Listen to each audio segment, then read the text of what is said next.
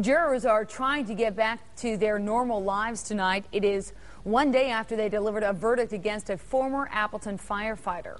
And a couple of the jurors who found Scott Schmidt guilty of first-degree intentional homicide for shooting and killing his wife, Kelly Wing Schmidt, are speaking out. The jury also found Schmidt guilty of reckless endangerment for shooting and wounding his mother-in-law, Barbara Wing. Because of news stories that covered Outagamie County, the jury was bussed in each day from the Stevens Point area. Now, with the trial over, the jurors can talk about the case. And they told Fox 11's Ryan Dietz, deciding the verdict was easy. He has another view. It was a case some say they knew almost nothing about before entering the Outagamie County courthouse last week. And now the jurors from the Scott Schmidt case are able to talk about what went on behind closed doors. For me, it was easy. I mean, we all knew. I mean, we knew he did it. I mean, he admitted it. I killed my wife.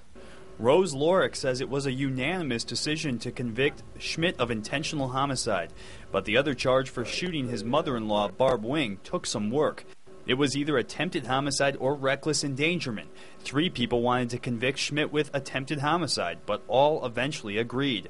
Lorick didn't think Schmidt wanted to kill his mother-in-law. He was after Kelly, not after her. He just, get out of my way. You know, if he would have killed her, he would have. He didn't care. Todd Prutz was one of 3 random jurors picked to be left out of deliberations. While he wishes he was in the room deciding the verdict, he was glad to head home to Stevens Point. It was a relief to be done with it because it was, it's a very stressful and emotional thing that those people went through, and to, you know, be a part of it, it was yeah, a little stressful.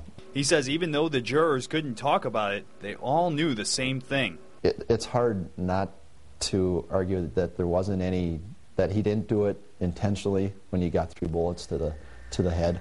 And after days of bus rides and an exhausting trial, these jurors say they made the right decision. In Portage County, Ryan Dietz, Fox 11 News. Several other jurors told us they did not want to talk about the case. Schmidt's sentencing is scheduled for May 7th.